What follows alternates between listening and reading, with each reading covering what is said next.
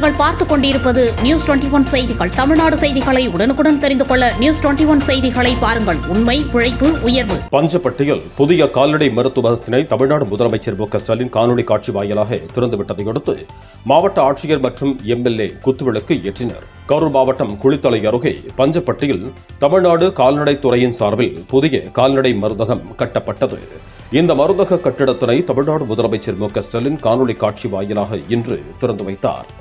இதனைத் தொடர்ந்து மாவட்ட ஆட்சியர் தங்கவேல் மற்றும் குளித்தலை எம்எல்ஏ மாணிக்கம் ஆகியோர் குத்துவிளக்கு ஏற்றி மரக்கன்றுகளை நட்டு வைத்தனர். மேலும் கால்நடை வளர்ப்பவர்களுக்கு தாது உப்பினையும் வழங்கினர். இதேபோல தோகைமலை மற்றும் தரங்கம்பட்டியில் புதிய கால்நடை மருத்துவங்களை தமிழ்நாடு முதலமைச்சர் ஸ்டாலின் காணொலி காட்சி வாயிலாக திறந்து வைத்தார். இந்நிகழ்வின் போது முன்னாள் எம்எல்ஏ ராமர், தோகைமலை ஒன்றிய குழு தலைவர் சுகந்தி சுகுமார், தோகைமலை ஒன்றிய குழு தலைவர் சுகந்தி சசிகுமார், திமுக ஒன்றிய பொறுப்பாளர்கள் கிருஷ்ணராயபுரம் தெற்கு கரிகாலன், கிருஷ்ணராயபுரம் கிழக்கு கதிரவன், திமுக நிர்வாகிகள், கால்நடை மருத்துவ அதிகாரிகள், மருத்துவர்கள் பலரும் உடன் இருந்தனர். நியூஸ் 21 செய்திகளுக்காக கரூர் மாவட்ட செய்தியாளர் சதீஷ்.